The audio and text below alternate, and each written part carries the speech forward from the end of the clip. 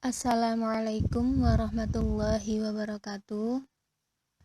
Yang terhormat Bapak Mubarak selaku dosen pengampu mata kuliah Manajemen Zakat dan Wakaf. Kemudian untuk teman-teman sekalian yang berbahagia. Sebelumnya, marilah kita ucapkan puji syukur kita kehadirat Allah yang Maha Esa. Berkat rahmat dan hidayahnya, kita dapat melaksanakan kuliah daring hari ini untuk melakukan presentasi mata kuliah Manajemen Zakat dan Wakaf. Baiklah, teman-teman sekalian, langsung saja. Perkenalkan, saya Naila Umdah Zuhaidah dengan NIM 118127 akan mempresentasikan materi hari ini, yaitu tentang manajemen sumber daya insani wakaf proses 4 dan 5, yaitu personal maintenance dan personal utilization. Baiklah, langsung saja buat teman-teman sekalian baca makalah yang sudah saya berikan dan bisa lihat PowerPoint yang sudah saya paparkan ini. Langsung saja bisa teman-teman simak. Terima kasih. Baiklah teman-teman, kita mulai pada slide pertama, yaitu tentang memahami sumber daya manusia. Mengapa MSDM atau manajemen sumber daya manusia itu penting bagi suatu organisasi dan faktor eksternal apa yang mempengaruhi proses MSDM. Proses MSDM, manajemen sumber daya manusia, ini bermula dari perencanaan SDM, sumber daya manusia, sampai ketemu dengan kebutuhan karyawan dalam jumlah, spesifikasi, dan waktu. Kemudian berlanjut dengan rekrutmen dan seleksi, sehingga dapat diidentifikasi dan memilih karyawan yang kompeten. Nah, nanti setelah mendapatkan karyawan yang dikehendaki, proses berikutnya itu adalah mengorientasikan karyawan dalam lingkungan internal perusahaan. Dan bila diperlukan, karyawan tersebut itu nanti diikutkan dalam kegiatan pelatihan. Nah, tujuan dari kegiatan orientasi dan pelatihan ini agar tersedia karyawan yang terampil dengan pengetahuan yang lebih upgrade, yang terkini, yang lebih modern.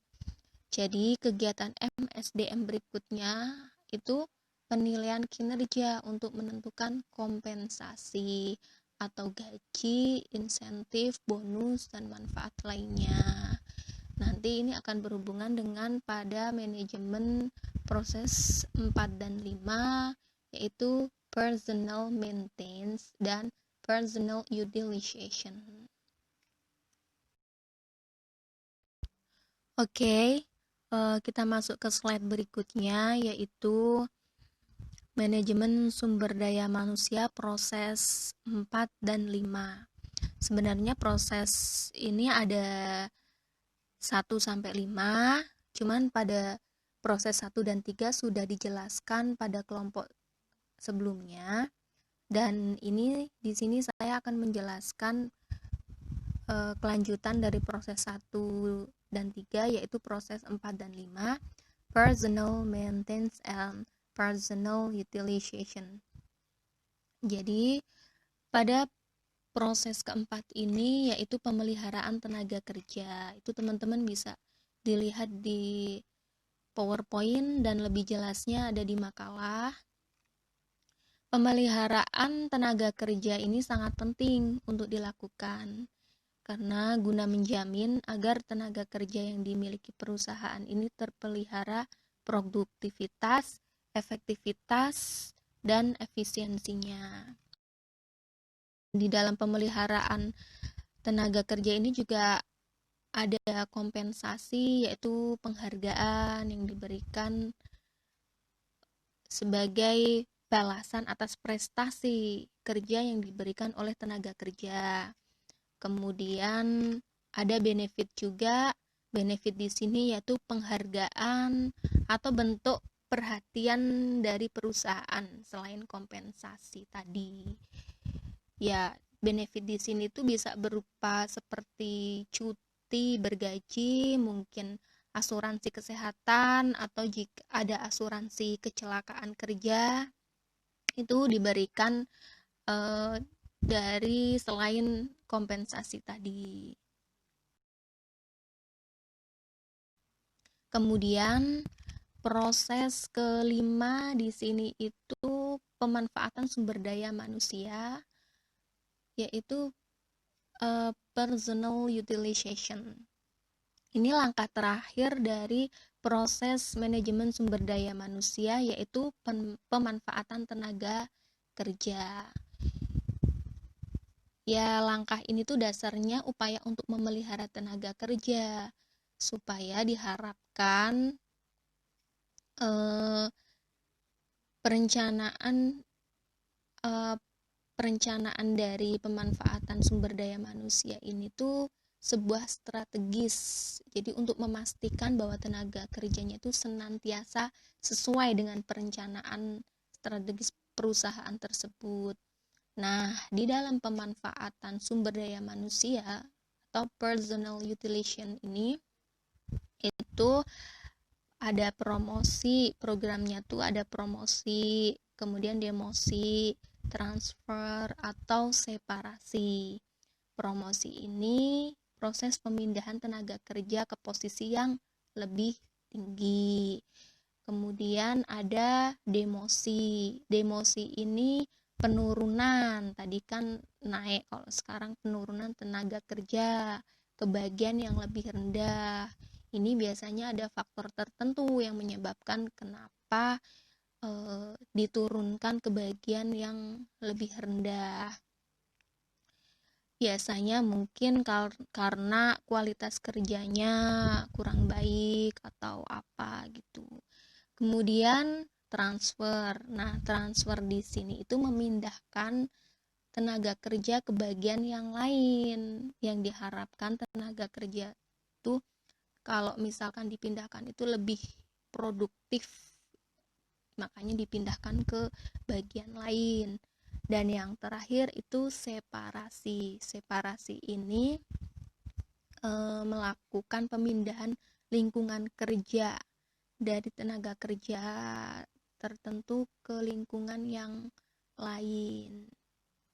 Nah, untuk lebih jelasnya teman-teman bisa dibaca, disimak di makalah yang sudah saya berikan. Baiklah teman-teman semuanya, selanjutnya kita masuk tentang manajemen sumber daya manusia wakaf. Jadi sumber daya manusia atau SDM di sini dalam manajemen wakaf ini berkaitan dengan SDM Nadhir. Nadhir di sini memegang peranan penting. Nadhir itu memegang peranan kunci keberhasilan pengembangan wakaf. Itu tergantung dari keprofesionalnya seorang nadhir. Nadhir sendiri juga punya sebutan lain. Nadhir ini termasuk seorang manajer wakaf dalam pendistribusian manfaat wakaf. Tapi untuk menjadi seorang nadhir ini juga ada syarat-syaratnya. Itu seorang nadhir itu harus mempunyai sifat dewasa, kemudian dapat dipercaya, beragama Islam, WNI, mampu secara jasmani rohani, kemudian adil, jujur, amanah, dan ada ketentuan lain yang sudah diatur dalam undang-undang. Itu syarat-syarat nadhir di situ sudah ada. Kemudian dari penjelasan nadhir ini, bahwa nadhir ini merupakan salah satu rukun dari wakaf yang mempunyai tanggung jawab untuk mengembangkan harta wakaf kepada masyarakat. Lah ini itu berkaitan dengan manajemen proses 4 dan 5, di mana ketika seseorang ingin mewakafkan hartanya itu harus didaftarkan terlebih dahulu kepada nadir. Nah, ketika seorang nadir ini sudah bekerja, setelah selesai menjalankan tugasnya sebagai nadir, maka seorang nadir ini berhak menerima upah atau gaji. Ya, seperti yang sudah ditetapkan oleh kepala kantor departemen agama kabupaten atau kota, itu seorang nadir itu menerima upah atau gaji jumlahnya itu tidak melebihi 10% dari hasil bersih atas wakaf yang sudah dikelola. Kemudian masa bakti dari nadir ini juga tidak selamanya, tapi dibatasi, kurang lebih itu dibatasinya itu hanya 5 tahun. Kemudian berkaitan dengan manajemen sumber daya wakaf ini, maksudnya manajemen sumber daya manusia wakaf ini dalam mengelola harta wakaf produktif itu perlu ada manajemen yang mengelola aset dari wakaf ini, itu harus secara transparan dan akuntabel. Nah, dalam mengelola wakaf produktif ini perlu ada manajemen. Ini berkaitan di mana tadi proses 4 dan 5 itu personal maintenance dan personal utilization. Ini yang pertama itu kepengurusan wakaf ini terdiri dari nadir dan dewan pengurus yang pembentukannya sesuai kondisi. Kemudian yang kedua itu wakif ini hendaknya menentukan nadir dan honor atas kerjanya. Jadi kalau itu kan nadirnya kan jadi semangat, ada upahnya, ada honornya. Kemudian ia juga bisa memilih dirinya sebagai nadir sepanjang hidupnya, itu kalau mau. Terus dia juga bisa menetapkan cara-cara memilih nadir, sebagaimana ia berhak untuk menggantinya, sekalipun itu tidak tertulis dalam ikrar wakaf. Kemudian yang ketiga itu kepengurusan wakaf ini memerlukan dewan pengurus dalam kondisi apabila wakif belum menentukan nadir, dan cara pemilihannya ini apabila telah berlalu 100 tahun dari pembentukan wakaf, apapun bentuknya, dalam menentukan dewan pengurus wakaf harus dibentuk struktur yang terdiri dari ketua dan anggota dengan masa pengabdiannya. Ini tentang manajemen sumber daya manusia wakaf.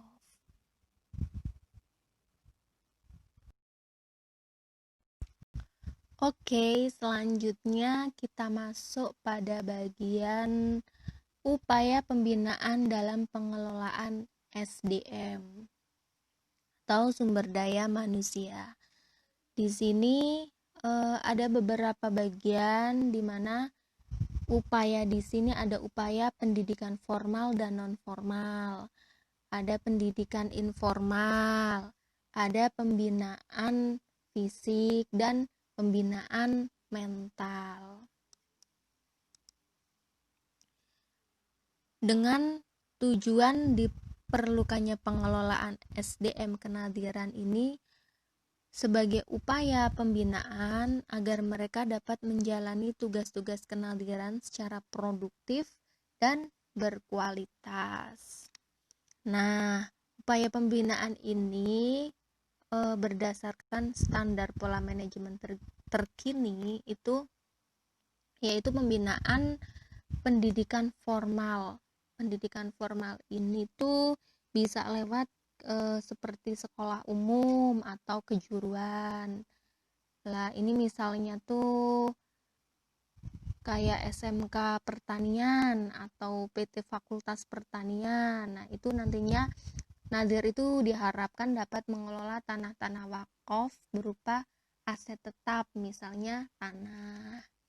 Kemudian pembinaan pendidikan non formal ini bisa lewat pelatihan-pelatihan SDM, sumber daya manusia, ataupun seperti kursus kenaldiran, baik yang terkait dengan manajerial organisasi atau dengan meningkatkan keterampilan dalam bidang profesi yang terkait itu.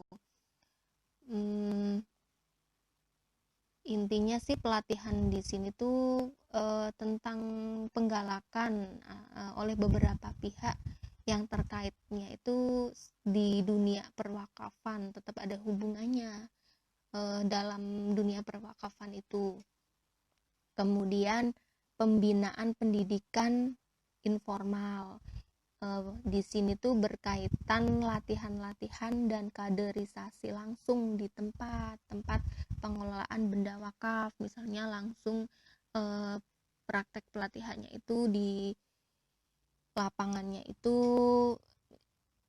di musola atau langsung di masjid atau misalkan di rumah sakit, atau intinya langsung praktek ke lapangannya itu di tempat langsung terjadinya pengelolaan benda wakaf tersebut. Kemudian ada pembinaan fisik, itu seperti olahraga, istirahat, itu untuk tenaga kerja, termasuk untuk para nadirnya itu.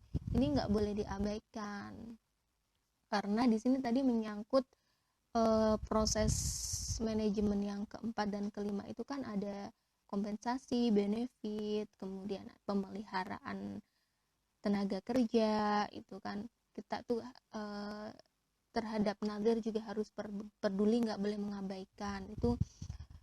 Nah, termasuknya itu pembinaan fisik, olahraga dan istirahat ini sangat perlu dalam rangka membangun fisik yang prima. Demikian dengan kelengkapan gizi nadirnya juga, itu kan karena nadir yang akan mengurus harta wakaf tersebut juga harus diperhatikan kondisi fisik para nadir tersebut. Kemudian yang terakhir ini pembinaan mental, di mana pembinaan mental ini spirit kerja yang terus-menerus dibina agar para pemegang amanah perwakafan ini selalu bergairah dalam melaksanakan pekerjaannya, semangat, terus ketika melaksanakan pekerjaannya itu dia itu jadi semangat, bergairah, dan dapat melakukan pekerjaannya itu dengan baik, lancar.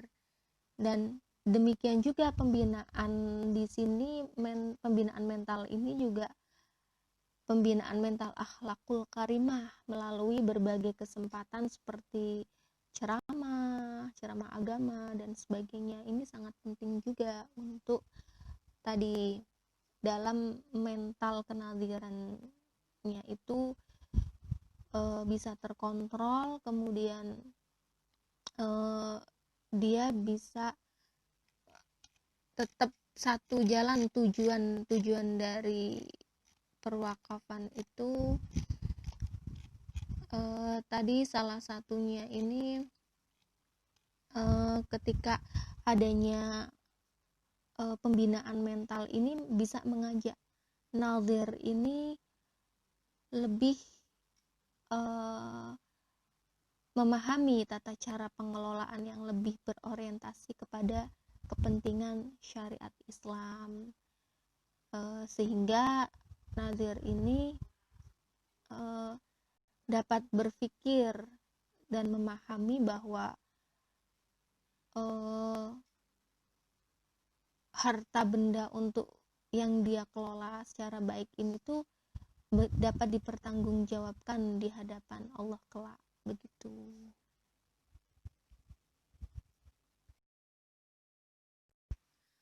Baiklah teman-teman semuanya, di slide terakhir ini saya akan menjelaskan tentang tujuan sistem manajemen sumber daya manusia atau nadir wakaf.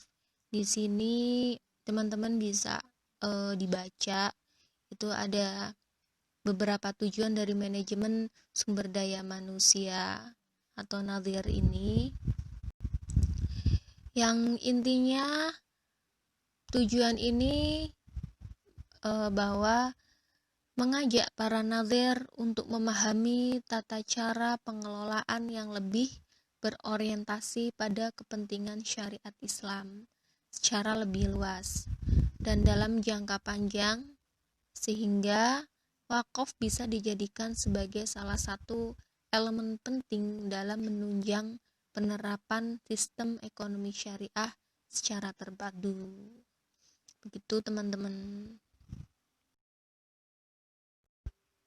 Demikianlah pemaparan materi yang bisa saya jelaskan untuk teman-teman semuanya. Semoga bermanfaat untuk teman-teman semuanya. Kurang lebihnya saya mohon maaf. Akhir kata saya Naila Umdah Zuhaidah. Mohon undur diri. Wabillahi taufik wal hidayah. Wassalamualaikum warahmatullahi wabarakatuh. Thank you for listening and watching.